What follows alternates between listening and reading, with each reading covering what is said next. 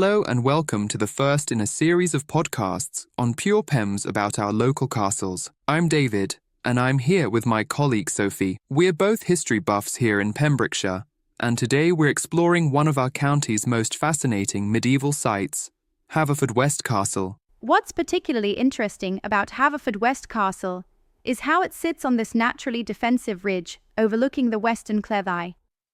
The site has attracted settlement for potentially thousands of years. While we don't have concrete archaeological evidence, many historians believe there may have been an Iron Age hill fort here, similar to what we see at other Pembrokeshire sites like Foyle Drygarn. The archaeological record shows us Roman era coins and pottery fragments in the vicinity, suggesting some form of settlement or trading post during that period. There's even a local legend connecting the site to Magnus Maximus, the Roman usurper emperor, though this is historically unsubstantiated, and to date, no archaeological evidence has been found on the site from that period. What's significant, though, is that people have long recognized the strategic importance of this location. And this brings us to the Norman period, which is where our documented history becomes much clearer.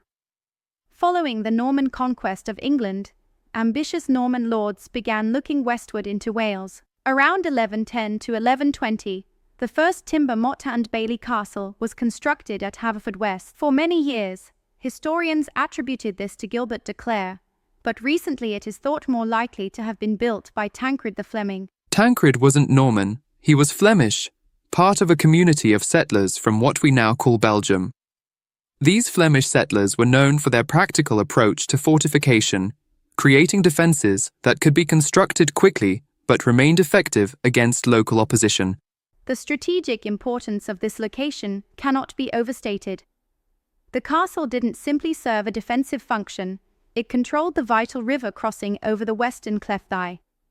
Ships could navigate upriver to this point from the sea, making it a crucial hub for trade and communication.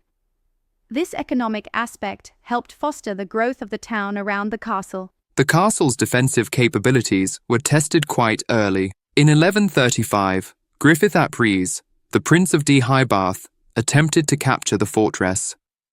This attack was part of the broader Welsh resistance to Norman expansion, but the castle successfully withstood the siege. The visit of King Henry II in 1172 further demonstrates the site's importance in Anglo-Norman strategy for controlling West Wales and illustrates how important Haverfordwest had become. The transition from timber to stone construction represents a significant development in the castle's history. By the late 12th century, it became clear that more substantial fortifications were needed. Welsh resistance was becoming increasingly organised, and timber structures, while quick to build, had obvious limitations. Giraldus Cambrensis, Gerald of Wales, writing in 1188, specifically mentions stone walls at Haverfordwest, indicating that the conversion began sometime during the 1170s. The construction of the North Tower around 1200 marked a major milestone.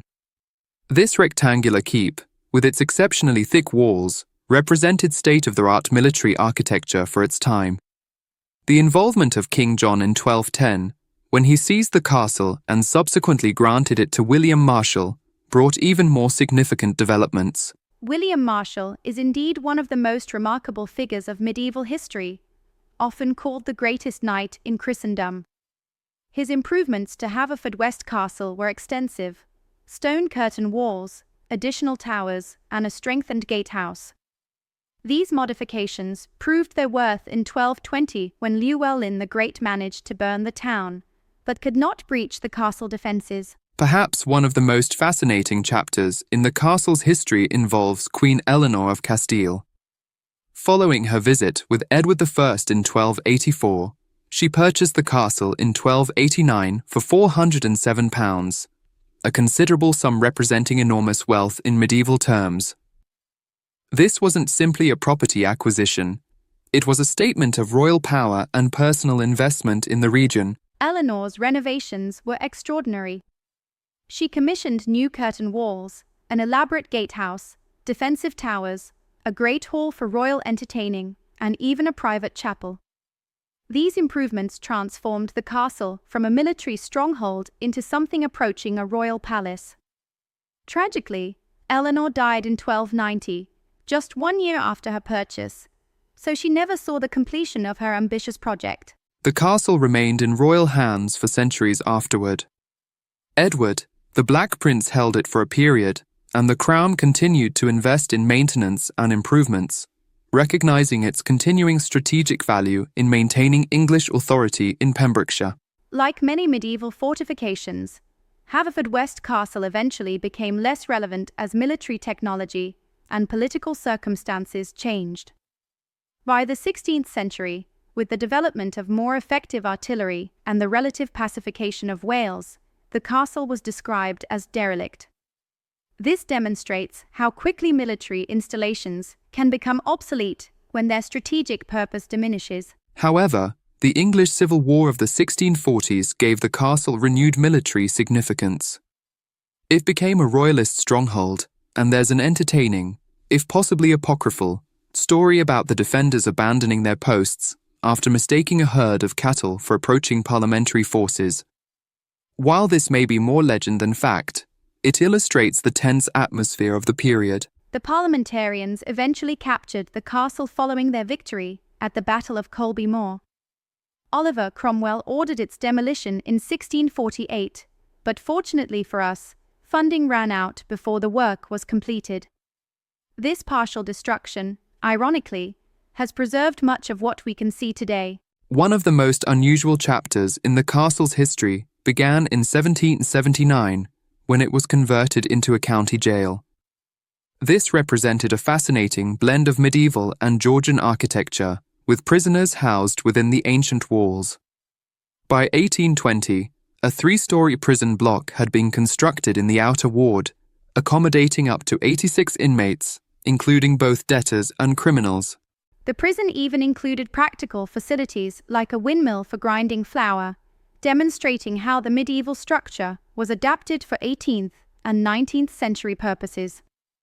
Later, the castle served as police headquarters and council offices, showing its continued civic importance. Today, the castle is being worked upon to preserve it for future generations. Visitors can still see the North Tower and curtain walls from Eleanor's improvements, though the castle is currently closed to the public while major conservation work takes place. Contractors are working to address structural issues and weathering damage that has accumulated over the centuries. The project involves repointing stonework and replacing damaged sections. While the scaffolding and safety barriers limit access, the restoration work is essential to ensure the castle remains safe and structurally sound. The conservation project is expected to take several years to complete, after which visitors will be able to explore the castle with confidence that it has been properly maintained for future generations. This is what makes Haverfordwest Castle such a valuable historical resource. It's not merely a monument to the past, but a living record of how power, technology, and society have evolved over nearly 1,000 years. From possible Iron Age Hilfort to Norman stronghold, from royal palace to prison to museum, it represents continuity and change in equal measure. Well, that's us done for today's episode of Pure Pems. Thanks for sticking with us through all those centuries of castle drama. We'll be back soon with more tales from Pembrokeshire's past and present. Thank you for joining us on this journey through the centuries at Haverfordwest Castle. We hope you found it as fascinating as we have. Thank you, David, and thank you to our listeners. We'll be back soon with more explorations of Pembrokeshire's remarkable historical heritage. Until then, keep discovering the stories that surround us. Goodbye from both of us, and remember, history is all around us, waiting to be explored. By the way, if you can add to this story, we'd love to hear from you in the comments. All the best and goodbye until next time.